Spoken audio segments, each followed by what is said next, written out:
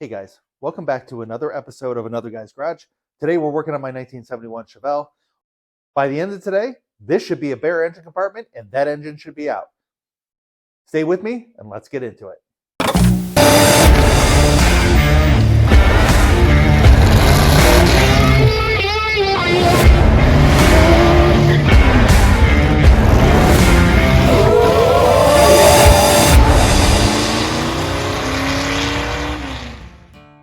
And with that, let's get this starter out. I'm gonna smash my head. Yeah, do you want a shorty? I'm gonna lose my mind. Once you get a shorty. Get it? Yeah. It's the best Chinesium starter that money can buy. Wow. It is. It's like a no-name Amazon. Oh my lord. I poked them.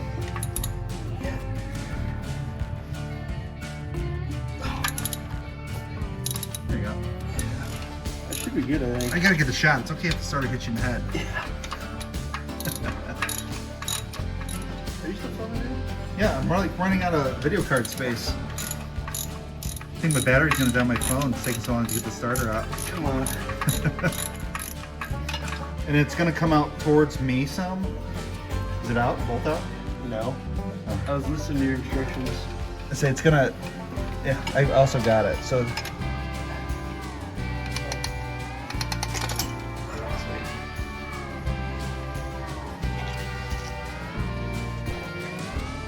yeah, at least you saw this one. What the hell's going on? You got it. Money.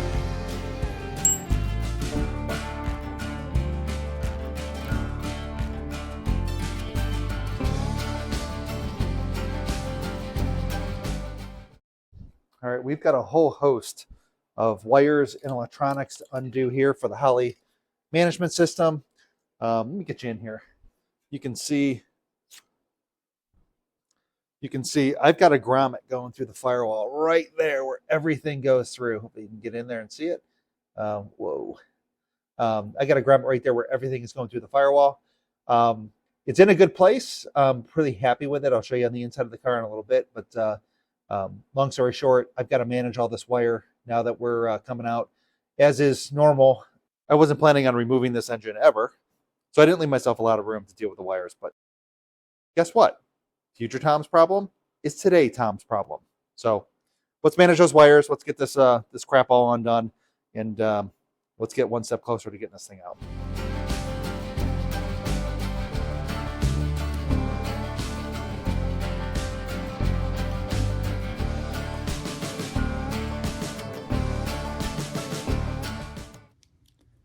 Guys, I hope you're sitting down. I got a zip tie hack for you. Something that, again, I didn't make this stuff up. I'm sure I saw it somewhere. Can't give credit because I don't remember where, but I'm going to share it with you guys. Long story short, I got it wrapped around these wires. I can reuse this zip tie. All is not lost. I can reuse this guy.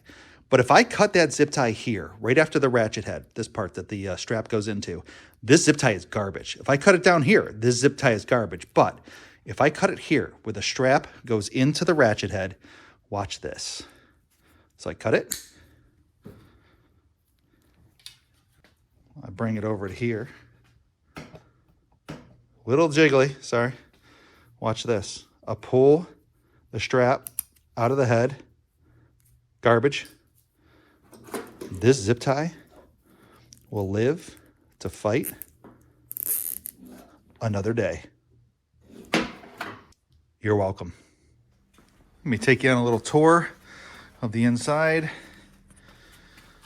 All right, without taking the seat out, my plan is to pull the shift boot off, the shifter, pull the little nub or the shift position out of the transmission. It's a Tremec 5-speed, so I should be able to take that out, make it easier for getting it out. I know getting it in, it was kind of a bear, so that'll help. And then just to take you, 3-pedal car.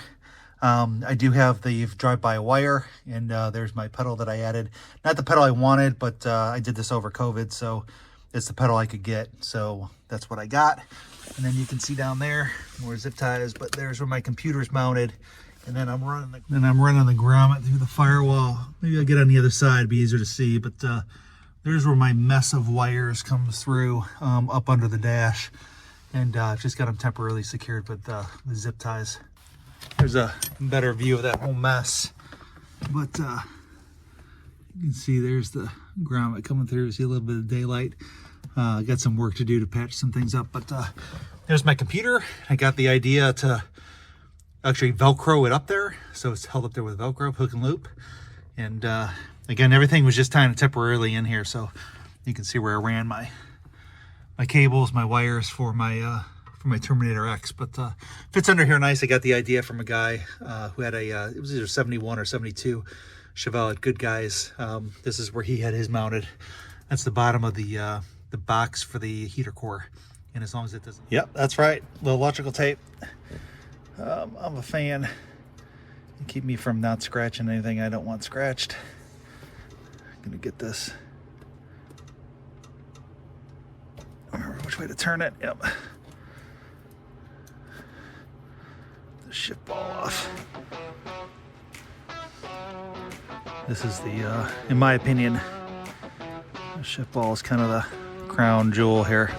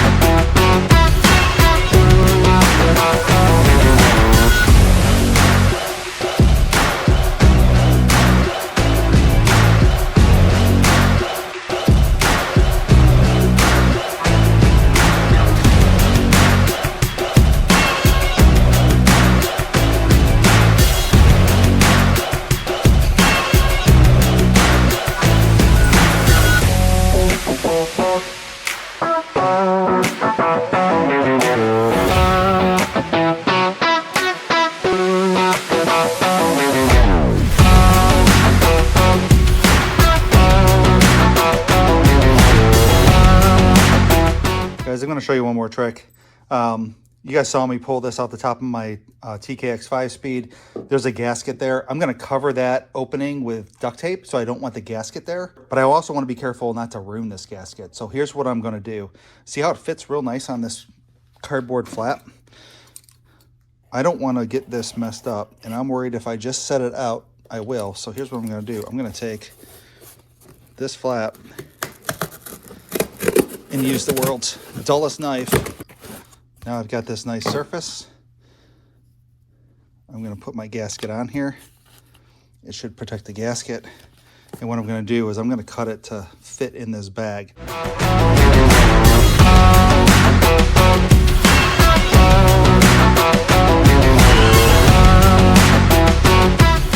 Now I feel like my gasket's semi-protected. I'll set this on the package tray of the car. And if you want to get fancy, you can actually sandwich this in there. And then there should be almost no chance of it getting damaged. Make sure you label it.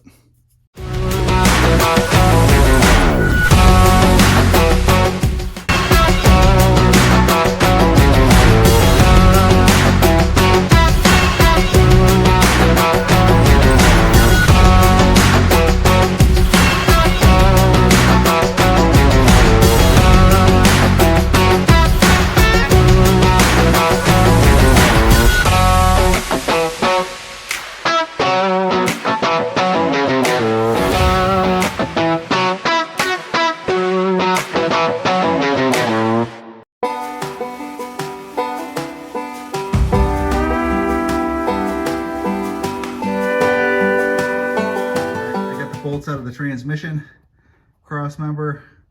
I'm going to take it off the car. Not off, but I'm going to loosen these bolts. You can see it's had a couple transmissions in it, automatic. It's had a Muncie in it, so it's been moved around a lot. It had nothing in it when I got it. I had a 307 in it for about 2 months, and then got the 350 smog motor that's now in Michael's 57. But also got to take this e-brake cable apart because that's going to be just a pain when we go to pull the motor out, I know it's going to hook the tail shaft. So something else I want to fix. I don't know if you can see it clearly, but this engine's sitting in there just a little bit crooked. And I don't know if it's the Summit motor mounts. Let's see if I can get you directly under there. I feel like it's a little bit down on driver and a little up on passenger side. I don't know if it's just the way that it's sitting in the mounts. These are those Summit adjustable mounts. The actual mount that bolts the frame is slotted, and I think it's just a little bit up on the passenger side. But all right, no more gabbing. Let's get to work. So I've got to drain this hydraulic throwout bearing. I think I'm just gonna let it drain out the bleeder here, which I've got it cracked, and just let the reservoir drip into this coffee can. I'm just doing that so when I take it off at the master cylinder, it doesn't throw brake fluid all over my paint. So I'll have to rebleed it again, which is no problem. I'll rebleed it again. Let me open the cap, see if it comes out more.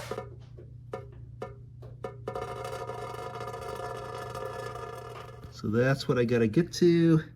That's the high pressure line. I'm going to take it off so that I can take the hydraulic throwout bearing out with the car. Anyways, that's the high pressure line. So I think last time I actually put it on before I put the low pressure line on, but let me see if I can worm a wrench in there and get it. So today's the day. It's finally coming out. Something worth noting. Probably not the safest thing I could do. But this car sits so low, I can't actually fit. Even when it's in those cradles, I can't fit the legs for the cherry picker underneath the control arm. So therefore, it's up on blocks. Again, I prefer not to. Maybe when we put the engine back in, I'll put something, just 2x4s, a couple 2x4s in the bottom of that, just so that it's not sitting up, but I do have it blocked. It's not going anywhere. But yeah, today's the day. It's finally coming out. So what do you want to do? Lift up a little bit? Yep. And then I can go underneath and then just we're going to pull the Cross frame member out. Right? Yeah. Yep. All right, so I'm just going to stay here and just make sure we don't kick over or anything dumb like that. Sitting straight. We could probably lift the transmission up now and pull the cross member out. Don't you think? Ugh. The jack stands are just for show. So,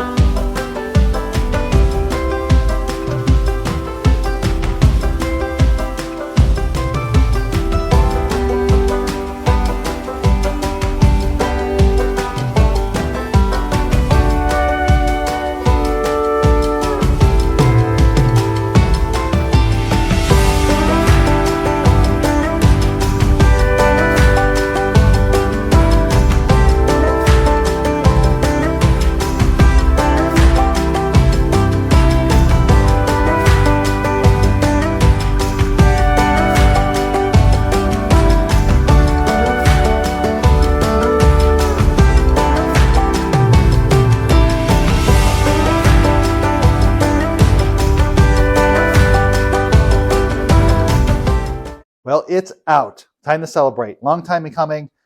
Special thanks to Michael for helping me when he was home from school. And special thanks to another guy, aka Dave, for coming over and helping me get this engine out. Really appreciate the help, always do. And that's what the car community does, help each other out when they got big projects and they can't do it on their own. So thanks for watching this episode. Keep an eye out for the next one. We'll be tearing into this 6.0 and hope you're making some good upgrades. And before summer, I'd like to have it back in the car so I can be driving it. So thanks for watching, and I'll see you in the next video.